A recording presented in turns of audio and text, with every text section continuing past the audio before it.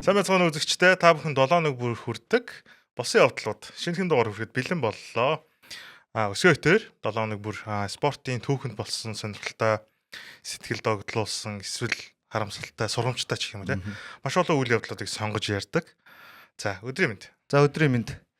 За дүнгийн хэлсэнчлэн дэлхийн спортын түүхэнд болсон сонирхолтой үйл явдлуудыг ярьдаг. Энэ удаагийн дугаараар хоёлаа бас одоогийн бүх мэргэжлийн томоохон лигүүдийн хамгийн анхдагч гэж болох баг салхийг хагас нэг домогт тамирчийн талаар түүхийн талаар ярьж байна те. За хин гэдэг хүн байгаа лээ. Өнөөдрийн сэдв ийдсэн бол Jackie Robinson. За энэ тамирчныг ярихаас өмнө хоёлоо 1947 он руу ер нь бол өсрөх шаардлагатай болж байгаа. Тухайн цаг үе дайны дараах үе. Тэгээд яг үйл явдал маань ерөөдөө Америкийн спортын түүхэнд болсон гэхдээ сая түрүү чи хэллээ шүү дээ. Спортын бүх спортод одоо нөлөөлөх үс хэмжээний тийм том одоо үйл явдлын эхлэл зэг байсан учраас хоёлаа яг тэр 1947 он руу өсөрч анхны шин салхитай. Тэ. За дэлхийн 2 дугаар дайны үеийн дараах үе тэ. Jim Crow-ийн хууль гэж 19-р зууны сүүлчээс 20 дугаар зууны дунд үе хүртэл Америкт баримтлагдчихсан хууль байт юм байна. Jim Crow. За энэ яадаг вэ гэхээр хар арьст тоглогч нар те Африк гаралтай Америк тоглогч Африк Америк тоглогч нарыг тоглогчдор гэлтгээ бүр энэ чинь нэг хүмүүсийг нийгмээс ерөөхдөө хуулиар нь зохицуулаад тусгаарладаг байсан ба. Бүр хуулиар дагуу те. Сургуулиуд нь тусдаа орон сууц, нийтийн тээвэр, ресторан, эмнэлэг бүгд тусдаа. Бүр 0 нүртэл тустай байсан байл. 0 нь тусдаа white гэвч те. Тэгээд цаг байсан. Санал өгөх эрхийг нь хязгаарладаг байсан. Яг тийм цаг байсан. Тэгээд өнөөдрийн сэдвийн эзэн болохоор Jackie Robinson мэргэжлийн бейсболын тамирчин. За маш олон одоо гавь шагналгаа хоёул тэрийг бол сүлдээ ярина. Тэгээд энэ тоглогч яагаад энэ цаг үеийн одоо төлөөлөл болчихвоо? Яагаад энэ спортын төлөөлөл болчихвоо гэхээр тухайн цаг үед нийгэм яг ийм одоо хуваагдмал те хар арьстай цагаан хүмүүсийг ингэж хуваагддаг байсан бол спортод бүр байдаггүй байсан ба.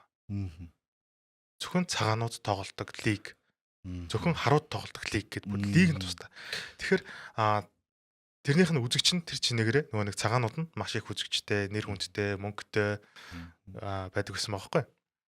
Тэгээд тусдаа боловч тэгш эрэхтэй гэдэг ерөнхийдөө ийм үзэл баримтлалыг баримталж одоо энэ хуулийг одоо зохицуулж ирсэн юм байна. Тусдаа одоо саяны хэлсэн нөгөө сургуулийн тусдаа, эмнэлгийн тусдаа гэж байгаа боловч бүгдээрээ яг тэгш эрэхтэй гэд заацсан. Гэхдээ амьдрал дээр хэзээ ч тийм тэгш эрэхтэй байгаагүй.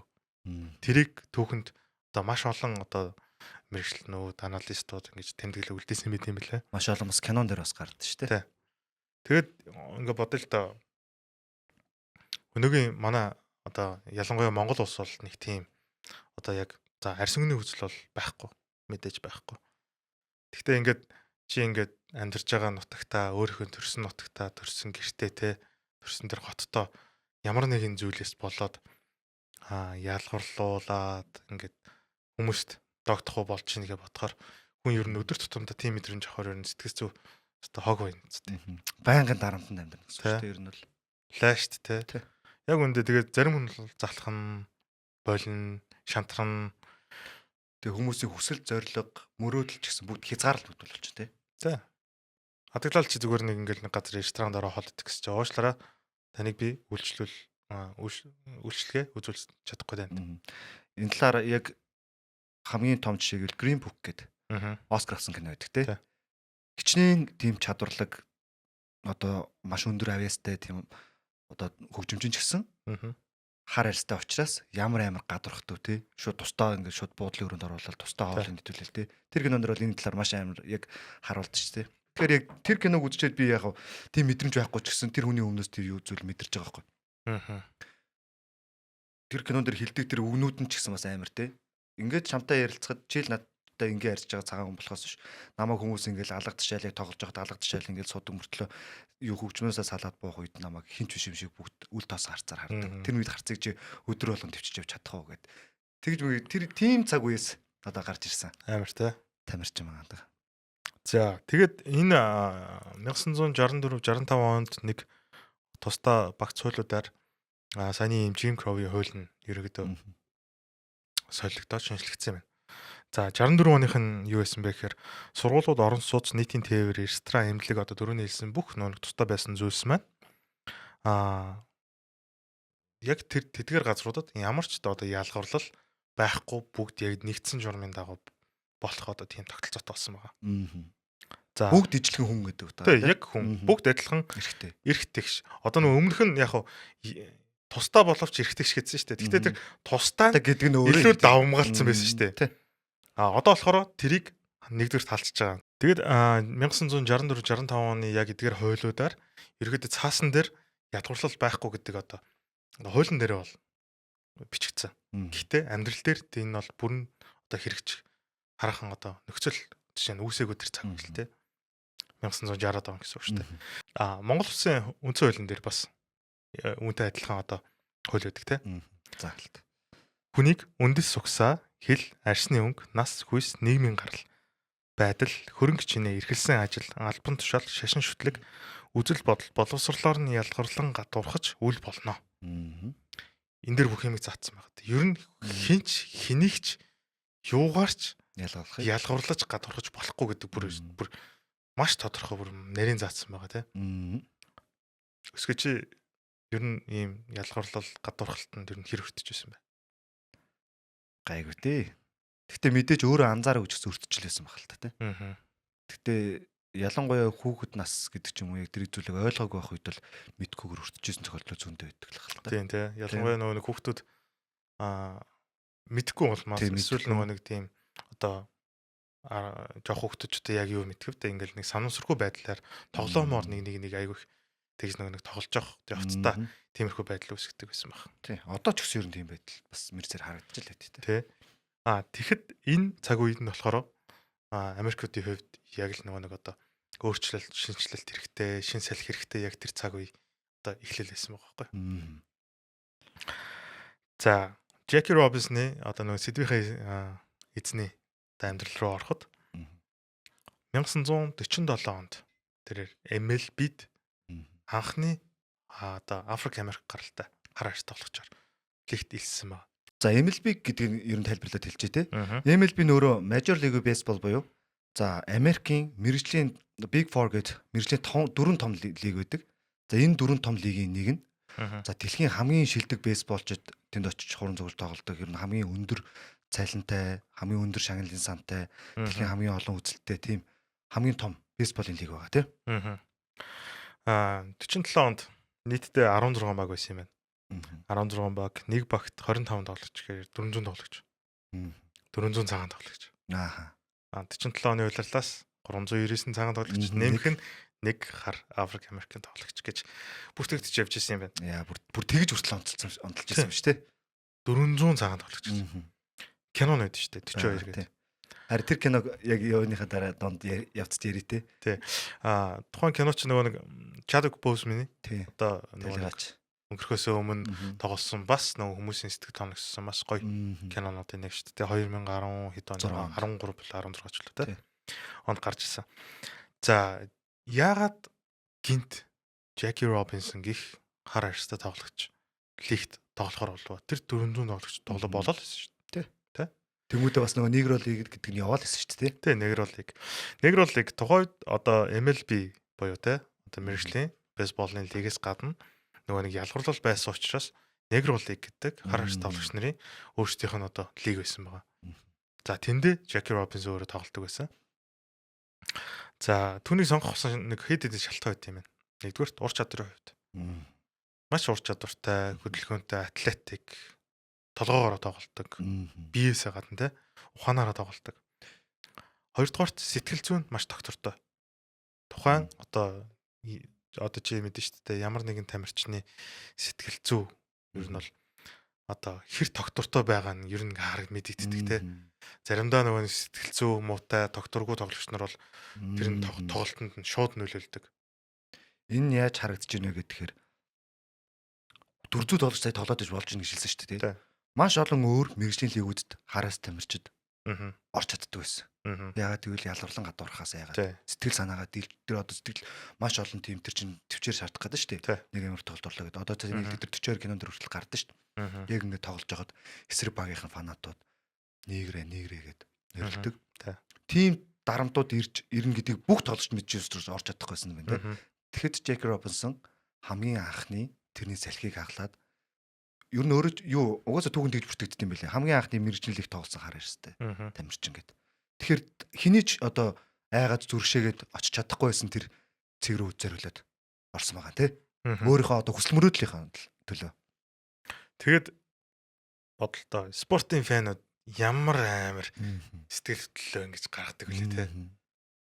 Энгийн гудамжинд явж байгаа тэр ялгарлал спортын стадион дотор цэнгэлдэг дотор орох юм бол хэд дахин нэмэгдэндээ. Тэрийг давах хэмжээний сэтгэлийн хат тэр тоглогчд байгаа гэдэг учраас менежер нь түүнийг сонгосон те. 3 дугаарт гэвэл зөвхөн мань хүн тэрийг ингэж одоо сэтгэлдээ тэхээс гадна буцаагаад гатгачаа гаргадаг байсан байна. Арьс өнгөний үзлийг эсрэг артер үзэл баримтлалыг гатгачаа гаргадаг. Иймэрхүү олон одоо юунаас болж ерөөдөө түүнийг одоо лигт тоглох боломжийг нь олгосон гэж бичигдсэн байт юм билээ. За, Джек Робинсны одоо гаргасан амжилтуудыг ярихаас өмнө ер нь ямар хүн байсан те? Яаж явж байгаад энэ лигт орсон талаар нэрхэл өөрөө бас маш урт замналтай түүхтэй. Ер нь бол MLB-д орсон тамирчдаас хамаагүй нас ахиу байх та. Нэг хижээл насанд ба. За хижээл нас гэх нь одоо яашин те. Ер нь бол энгийн одоо ордог 20-21-т ордог гэсэн бол тэрнээс хойш насанд орсон тамирчин. За тэгэхээр маш олон зүйлийг тулсан байгаа. Би тэгтээ маш богинохоо намтар нэрчтэй. Жоржиа Можийн Кайрот төрсөн. За 1919 оны 1 сарын 31-ний нэг нэх гой намах өдрөөс юм да. Байсан юм да гэдэг байгаа тийм. Нэх гой гадаа бороо шиврээ. Чи тэр үеийг санаж байна уу? Би санд юм аа сая. За Джек Рузвельт Робинсны гэр бүл төрсөн. За ам бол тавуулаа. За багаднаа аав нь бол ингээд гэр бүл орхиод явсан. Ингээд ээж нь ганцаархнаа 5 одоо хүүхдээ өсгсөн. За бас мэдээж тухайн одоо өнгөд арьстан буюу одоо хар арьстан хүмүүс яаж амьдардаг гэсэн бүхэл зовлон зүтгэрийг тулж өссөн. Гэхдээ эдний гэр бүл удмаараа буюу ах дүүгээрээ маш одоо тийм тамирчин хүмүүс байсан байгаа. За энэний хамгийн том жишээ нь за ах болох Фрэнк нь хоёр ахтай Фрэнк Мак гэдэг ах Фрэнк нь 1936 оны Берлиний зуны олимпиад оролцоод хөнгөн атлетикийн 200 м-ийн төрөлд мөнгөн медаль авч ирсэн юм. Гайхалтай тамирчин байсан байна. Тэгэхээр багаасаа ах нарыгаа дагаад бэлтгэл хийцэн хөнгөн атлетик. Ер нь өөрөө л хөнгөн атлетик суурьтай. Тийм ээ тий. Хөнгөн атлетик суурьтай хөнгөн атлетик хичээлдэг. За ингээд дунд сургуульд орлоо тий. Дунд сургуульд бүр 4 спортоор хичээлдэг гэсэн.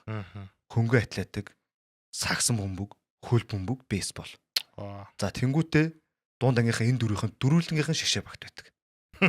За тэнгуүтээ коллежд орлоо. 4 спортоо хаяагүй. Бейсбол бейсбол дээр өөр нэг байралд сагсан бөмбөг, хөл бөмбөг дээр хамгаалагчийн байрал тоглолдог. За тэгээд дээрэс нь хөнгөн атлетикийн уртын харилцааны төрөлд өрсөлддөг, мөнгөндрийн харилцааны төрөлд өрсөлддөг.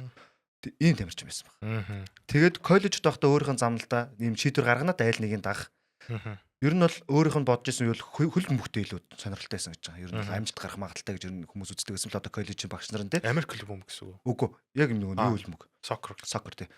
Тэнгүүд өөрөө тэрийг илүү сонирхтой байсан боловч бейсболын нэг баг нь тухайн сургуулийн баг нь илүү нэг хол одоо амжилт үзүүлсэн учраас бейсболоо сонгох. Илүү одоо хүмүүсийн анхаарал төртөх гэх юм уу тийм шалтгаан болсон гэж байгаа. За ингээд мань хүн коллежоо маш одоо амжилттай төгсөд 4 спортоор яваад бүр тэр өндрийн харилцааны төрөлд юу улсынхаа авраг болсон байгаа шүү бүр коллежтой. Маш элдвтэй нэг өсөндөө спортын маш элдвтэй нөхөр байсан байгаа тийм ээ. Хөнгөн атлетик суурьтай. Ер нь бол ямар ч спортын суурь хөнгөн атлетик шүү дээ. Хөнгөн атлетик суурьтай тэнгуүтээ сакс хөл бөмбөг бейсболоо тоглолцдог. Тэгээд дээрэс нь маш юм бустай нийцж хайрцдаг. Тэгээд оюутан багасаа одоо сая хэлсэн тийм арьс өнгө ялгарлах үзлийн эсрэг юм үзэлтэй. Оюутан багт тэр үзэл санаа суусан байгаа. За ингээд банаа хүн юу яагаад коллежийн карьераа дуусгаад ер нь мэржлийн лигт хүч үзэхээр одоо янз бүрийн одоо маш олон лигүүдэд санал ирсэн юм байна л да. За маш олон лигүүдэд санал ирээд яг нэг лигт одоо 1941 оны намар Хонолулугийн одоо Баава багт одоо Хонолулу Бирс гэдэг багт нэгдэх санал ирээд очсон юм байна Хонолулууд. Бүр очиод тоглох гол бүр гэрээг хийцэн цалингаа бараг авцсан тийм. Ингээд очсон чинь төд бодлого 1941 оны 12 сарын 7-нд юу болсныг мэдж байгаа тийм. Перл Харбор дэлхийн 2 дугаар дайны үе шүү дээ. Перл Харбор дээр бөмбөг хаяад За маш тухайн үед бол юун төр лигийн тэмцээн үзэн тий маш олон зүйл болоод тийм улс төрийн юу дайны үед болоод ингээд тухайн лигийн цуцлагдаад манай хүн тоглохоор болоод шууд зэрэгт татагдчихж байгаа. За ингээд манай хүний яг мэржлийн карьер яг эхлэж байгаад зэрэгт явчихж байгаа. За зэрэгт очлоо. 42 онд Робсон зэрэгт татагдаад. Ингээд зэрэгт татагдаад явцсан. Тэр зэрэгт татагдсан газараа бас мангар азтай. Тухайн үеийн Америкийн хүн жингэрийн авраг Жо Луис гэдэг хэрхэмтэй танилцсан байгаа. За тэр хоёртой нэлээд найз нөхдөд болоод бас нөгөө нэг хар ярстай хүмүүс байгаа шүү дээ. Хар ярстай хүмүүс болоод ингээд хоорондоо танилцаад спортын мэдлэгээ хуваалцаад би ингэж тоглодог гэсэн ингээд ингээд найзлаад явжсэн чинь анхны Америкийн хар ярст байлдааны батальон гэж байсан юм бүр. Тэр батальонд нь сонгогдож ороо заяа. Тэгтээ яг дайнд яваагүй. За яваагүй шалтгаан нь яг дайнд явахгүй бүр бэлтгэжсэн байгаа хар ярстын батальонд нь. Тэгээ бэлтгэжсэн чинь нэг нь том хэрэг болсон. Энэ ямар хэрэг вэ гэхээр хүмүүс энийг болохоор автобусны хэрэг гэж ярьдаг. Автобусны хэрэг гэж ярьдаг гэдэг. Энэ яасан бэ гэхээр манай Джек Робсон их нэртэйгээ танилцаад ихнэрээ орхиод яг юунд мэржлэлт оролцоод ирэх гэж яхад нь энэ Перл Харбор бөмбөгдөд юм болсон байгаа байхгүй. Ингээ их нэртэйгээ уулзаад автобус суугаад явсан чинь жолооч шууд харангуудаа хамгийн хойш өсөө гэсэн баг. За эндээс хамгийн юм эхлээд манай хүн тухайн үед эсрүүцлэлэр хилээд шууд цагаан хайрстай хүний зүг болж одоо тухайн үед тийм үе байсан юм байл да. Шууд цагдаа дуудаал шууд ямар ч хүчгүйгээр их нэртэй хамт барьчлаа явцсан. Ингээд юу цагдаа дээр очсон хэрэгээс нь болоод зэрэгт нөгөө нэг айрам руу юу байлдаанд явах нь юу хойшлогдоод явуулгүйгээр тэр хэрэгээсээ болоод тэнд үлдсэн байгаа. Бас нэг бодлын бас азтай юм шиг те тэр хэрэгээс болоод бас нэг бодлын хэцүү юм шиг те. Гэхдээ нэг л кейс дээр юм те. Тий нэг л кейс дээр. Тийм ээ. Ингээд тэр хэрэгээс болоод автобусны хэрэг гэж ярьдаг тэр хэрэгээсээ болоод зэрэг татхаас юу зэрэг одоо дайн руу явахаасаа болоод буцаад эргээд лигт өршөлтөх буюу зэргийн албаа хаасан гэж дүгнүүлээд энд төгөлтгөр болсон байгаа. Ингээд чиний яг хэлсэнчлэн одоо саяны негро лигт тоглох урилга ирээд тэр урилгаас өмнө чинь өмнөс зөндөө болсон байгаамаа энэ нөгөө нэг шүүх хурал морлно болоод тий. Анхын шүүх хурал болсон энэ шүүх хуралтай холбоотойгоор мань үний одоо ер нь бол сэтгэл зүйн том юу үүссэн байгаа юм л да. Одоо нөлөө хар ярстай хүмүүс болохоор маш одоо ингэж гадуурхалт өртдөг учраас би энэ бүхнийг одоо даван туулж яахын тулд одоо нийгэмдтэй зөвхөн би ганцаар ингэж жижиг гэрээр яахгүй нийгэмд би эсэргүүцлээ илэрхийлэхийн тулд би ингэж спортоор дамжуулж нийгэмд байр суурь илэрхийлж нөлөөлмөр байна. Ингээд орсон байгаа. Бас нэлийн урт замлыг тоолж лигт орсон байгаа. Гэхдээ ингээд дайны цаг үе юу хэцүү юм те. Хэцүү шүү дээ. Яаж химбугаач байсан их орнод тэгэл яв гэвэл тэгэл явж шүү дээ. Явж чинь сайн ч гэсэн яв гэвэл тэгэл явж шүү дээ. Тий. Тэгэхээр дайн бол хүмүүс сайхан зүйл авчирдаггүй. Яг тэрний нэг илрэл бол яг харагдчих шүү дээ. Үнэхээр тэнд нэрээ юу олимпийн тамирчин байна уу, урлагийн гавьяд зүтгэлтэн байна уу хамаагүй. Их орнод төлөвлөлөө тэнд заавал очих хэрэгтэй. За цаг үеийн үед ер нь бол яриад их юм бол энэ цаг үе бол угаасаа хэцүүгээрээ алтарталтай зөвхөн Америк гэлтүүд дэлхийн нэрээ дайны дараах нөгөө нэг газруудын одоо улсуудын сэргээх хугацаа яг тэр хугацаад өнгөж эхэлж байгаа л цаг үйл гэж би бол одоо ойлгоод байгаа шүү дээ. За тэгээд Jackie Robinson маань 1997 онд мэргэжлийн Brooklyn Dodgers багтаа гэрээ хийгээд мэргэжлийн тоглогч боллоо. Яг тэр одоо хүмүүсийн хэлдгээр те цагаан арснуудаа тоглоод. Тэгээд тоглосон жилдээ Rookie of the Year буюу тухайн жилийнхаа шилдэг шин тоглогчийн шагналыг авсан байгаа. Яг хөө ингэж хэлгээд амархан л байна л та. Гэхдээ юу туулсан тий бодохоор аимшигтай тий. Одоо нөгөө түрүү хэлсэн шүү дээ хоёлаа бас ярианы төгсгөлд бас ярих бах. 42 гээд яг нөгөө Chadwick Boseman тоглосон тэр кино бол зүгээр миний бодлоор тэр цаг үеийг мэдхгүй, тэр түүхийг мэдхгүй хүмүүст ойлгуулах, танилцуулах бас нэг одоо жишг болсон кино юм болов гэж боддог байхгүй. Хэрэв манай үзээг бол бас үзээрэй те. Спортын кинонд дуртай хүмүүс бол үнэхээр гайхалтай сэтгэл хөдлөсөн энэ хүний тэр анх Rookie of the Year гэж одоо ингээ ярьж байгаа ч гэсэн тэрийг авахын тулд тэр одоо хүмүүсийн хүндлийг хүлээхийн тулд ямар амар зэмлэгт болов те. Тэр нөгөө нэг эсрэг багийн менежер нэ. Менежер. Эсрэг багийнхан бүр эсрэг баг биш. Өөрийнх нь багийнхан хүртэл анх орж ирэхэд нь яг бүгд биш л те. Нэг цөөх хэдэн тоглогч нар ингээд эсрэг үүсдэг те. Адаглаад хамт ингээл хоол одоо хамт шүрчүүрт орох гэдэг ч юм. Тиймэрхүү зүйлс нь хүртэл ингээд мань хүн өөрийгөө нөгөө бусдаас өөр би өөр бусдыгаа эвгүй байдалд оруулахгүй гэдэг нэг тийм айгүй зүйл одоо кинон дээр нь харагддаг. Гэхдээ тухайн амьдрал дээр ч гэсэн мэдээж байсан учраас л одоо тийм үзийг гаргасан гэж одоо бодож байгаа. Одоо боддоо. Алхам тутамдаа тий. Одоо тэр хүн ч бол өөрөө хамгийн сайн хийж чаддаг зүйлийг хийгээд ингээд өөрөө ингээд бусдаас илүү өөрийгөө дайжлаад ажилладаг шүү дээ. Тэгэхэд тийм зүйлээ хийж яхад нүртэл алхам тутамд нь хүмүүс ингэж ялгарлаад тоохгүй ингээд байх ер нь хүнд ямар санагдах вэ?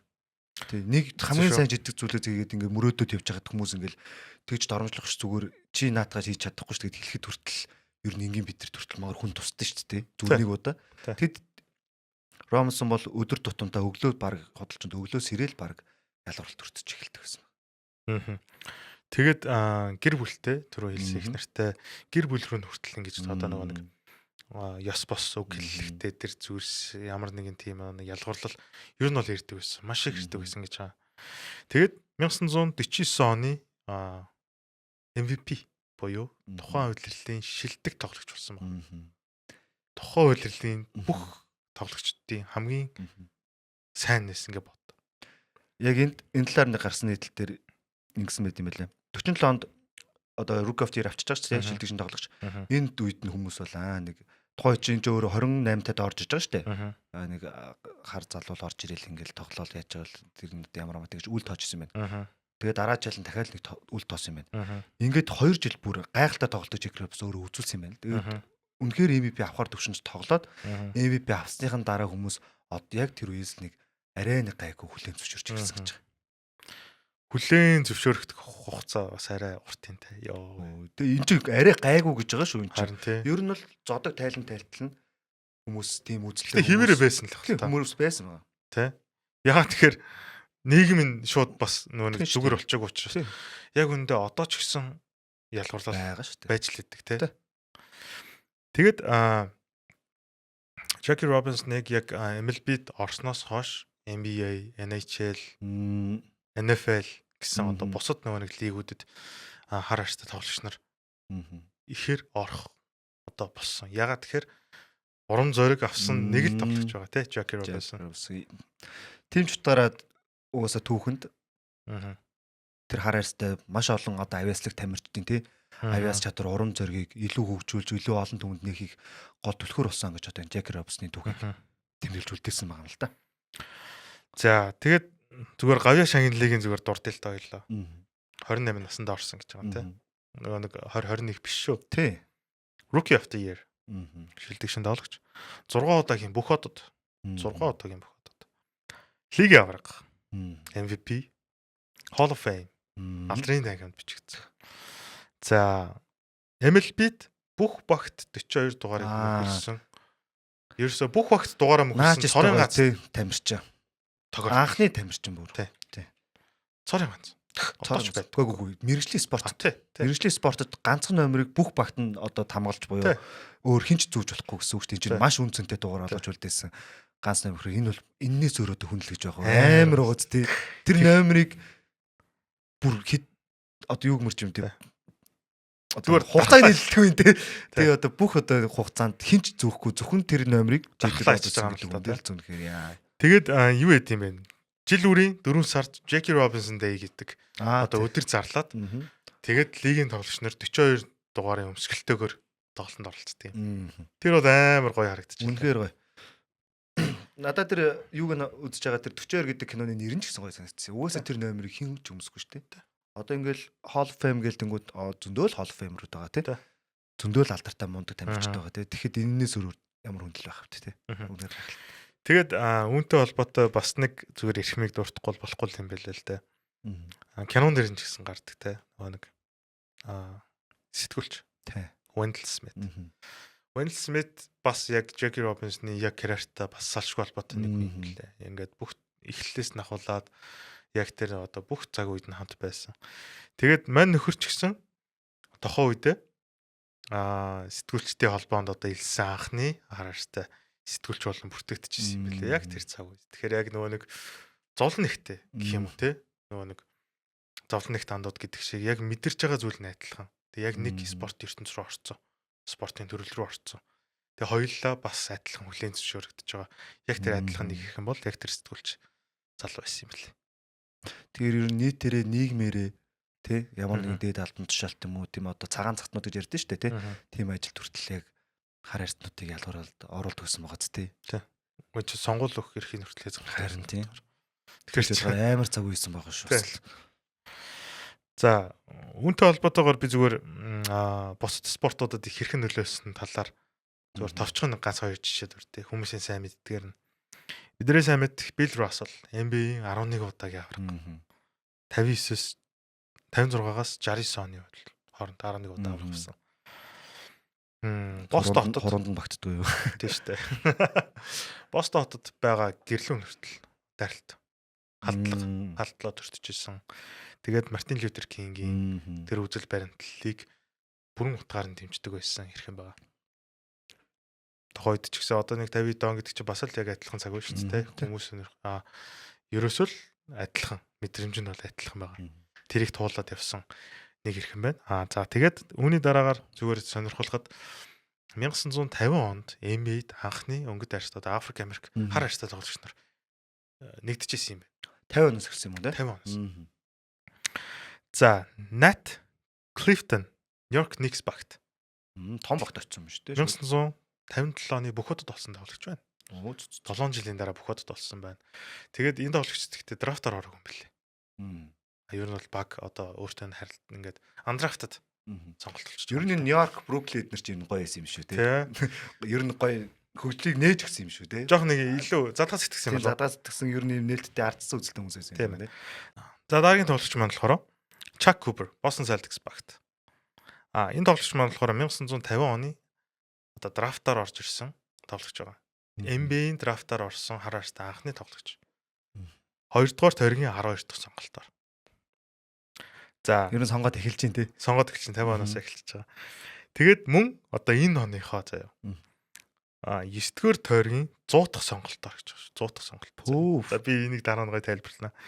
Earl Lloyd гээд Washington Capitals багт орсон тоглогч байна. Бас адилхан одоо хар арьстай тоглогч тухайн 1950 онд драфтаар орсон. 1950 онд 11 багтай байсан юм. Драфт нь яаж явсан гэж 12 тойрог буюу 121 тоглогч орсон. Юу вэ? Баг болгоно нэг дахиад баг бүрдүүлэхээр хүн авсан юм. Тийм, ягаад тэгэхээр нөгөө цөөхөн багтаа тоглогч цөөхөн байсан учраас ер нь тэгж сонгосон юм. Юу гэсэн үг вэ? Нэг баг бараг 10 авсан юм.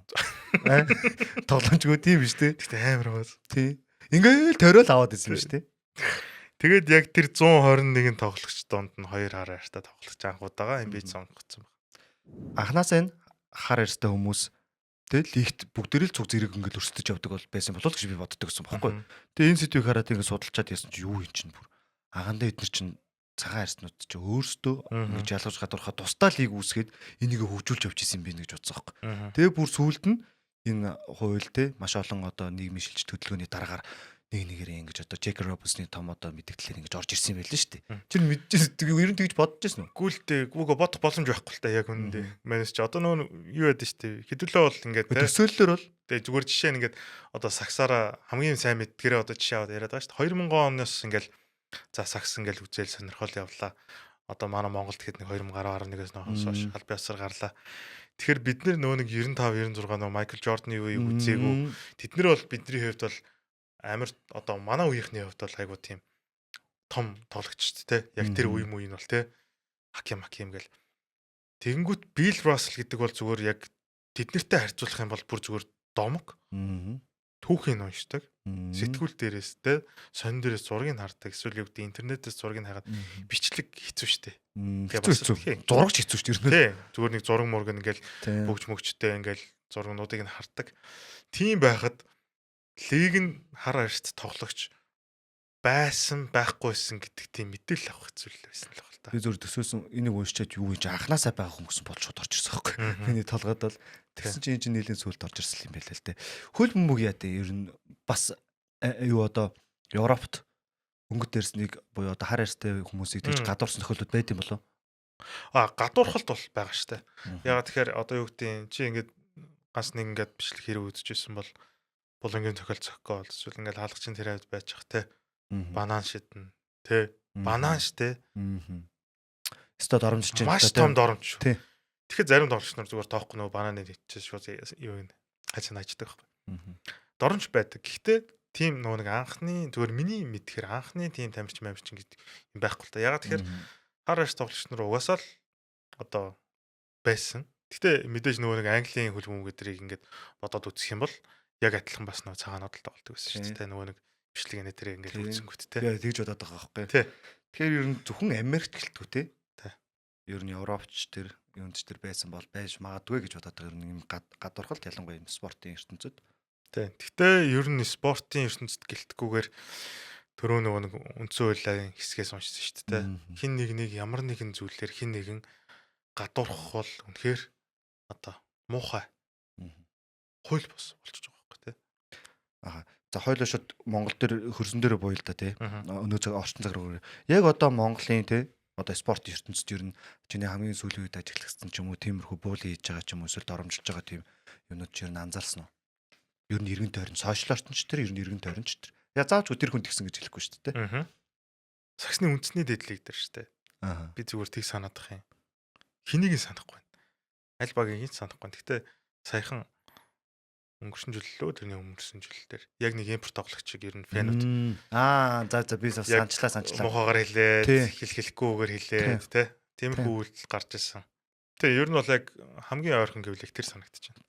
Наа чи санд орж байна. Ер нь энэ жил гэлтгүй өнгөрсөн жилүүд ч гэсэн тий. Маш олон фэнүүд одоо нэрийн дуртаад явах тий. Одоо Монгол улсд ирж байгаа импортс буюу одоо гадаа тоглогчтой ялангуяа хар арьстай тоглогчтой тий. Янз бүрээр хэлдэг үзүүлдэг. Яг хажууд нь би бүр сонсч ирсэн. Наад хар юмаа гөөд явуулчих гэж шиг тий. Тэгээд нөгөө нэг муха нэршлэр одоо тэр нөгөө нэг нэрхлээд ээр төгсдөг өгнүүд тий. Маш муугаар маш одоо олон. За саяхан өнгөд эрстэй хар арьстай тамирчтай болоо тий. Одоо хамгийн ойрон чиглэл энэ physical age болоод яг одоо маш одоо монголчуудын үзэг туртаа нэвтрүүлэг болсон байгаа тань. Энэ дээр одоо бас манайтай зарим тамирчдаг арай муугаар бас доромжилж байна тий. Одоо хэнийг нэлээд явах тий. Энийг туранхай юм яадیں۔ Энийг яах гэж авсан ч жах шиг тий. Багтаа ямар ч үрэггүй. Тэрийгээ тэгж яахгүй, энийг ингэж яахгүй. Энэний юм чадна гэдэг юу гэдэг юм бэ гэл тий. Тэр чинь бас л яг нөгөө нэг хүний өнгө үзүмжтэй гадаад үзэж байгаа байдал. Царайц ялангуяа хүүс тий. Хүүсээр доромжлогдож өөрөө маш аюултай муухай зүйл шүү дээ. Спорт хүнд нөгөө нэг уг нь бол цаад утгаараа нөгөө урам зориг өгч байгаа, стресс тайлж байгаа одоо тий. Тэнгүүт нөгөө одоо саяны чиний хэлдэг жишээ алгана physical age ч юм болохоор спорт үздэг хүнд ч гэсэн спортын гой сайхныг нь мэдрүүлээд байгаа байхгүй. Өрсөлдөхөөр ямар байдیں۔ Тий. Хожигдохоор ямар байдیں۔ Хожихоор ямар байдیں۔ Спорт үзэхгүй хүн ч гэсэн тэр мэдрэмжийг аваад спорт ч ийм биш үү гэдгийг мэдрээд байгаа. Сайхныг нь хараад байгаа байхгүй уг нь. Тий.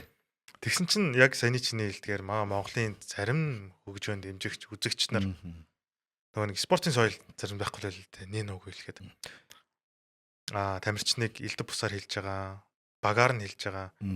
Энэ дэлхийн домчууд олимпийн дэлхийн том нөхдөд байх чи манай Монголын ч ямар хүн сонгоцсон юм бэ гэдэг. Уучлаарай та Монголынхон тэр сонгоцсон тамирчдыг таньдаггүй юм байна.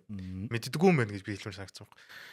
Ализинэ өөрийнхөө салбарт тодорхой хэмжээний нэрээ хүлээсэн тоглогч нар шүү дээ. Ингээд одоо Монхыг хүртэл сайн мэддэг юм л шүү дээ. Тийм шүү дээ. Уучлаарай Аздаа төрүүлээд амфибиг нь авч байгаа юм шүү дээ. Тийм сте жишээ нь. Гэх мэтчлэн яг иймэрхүү нөхцөлөд бол одоо ёстой нөгөө нэг өнгөрсөн 7 хоногт 2 7 хоногийн өмнө ч гэсэн бидний дунд байж л байна л да. Ингээ бодохоор ер нь одоо энэ айр сүнгний гадуурхалт те иймэрхүү за зөвхөн айр сүнг гэлтгүү те хүйс би одоо үзүмжтэй гадаад төрөх байдлаараа маш олон тамирчид одоо хүртэл ингээл мэдээд тэгээ тэрийгээ сэтгэл зүрхээрээ даагаад ингээ явж байгаа. Тэгэхээр бас тийм амар юу хүчрхэг зэрэгцүүлэлтэй бас тамирчдаараа бахархаж байна. Ялангуяа тамирчин гэдэг бол маш том зүрхтэйдэг. Бас энэний хамгийн том жишээ болсон одоо Джек Робинсон дэлхийд одоо нэрээд орсон Джек Робинсны түүхийг бид бүхэн та бүхэндээ хуваалцлаа. За тэгээд мөн дээрээс нь та бүхэн яг үнтэй ижилхэн одоо бусдад гадуурхацсан хизээч мөрөөдлөө орхиогүй амжилтанд хүрсэн тамирчдын талаар мэдхийг хүсэж байвал бас манай доор комент хэсэгтүүл дээрээ те. За ингээд дараагийн дугаараа гэдгэлээ эргээд уулзцаая. Бос явдлууд пүрэв гараг бүрт та бүхэнд хүрэх болно. Тэгээ шинэ дугаараар бид хоёр сонирхолтой зүйлсийг ярилцуулна. Баяртай үзэгч та.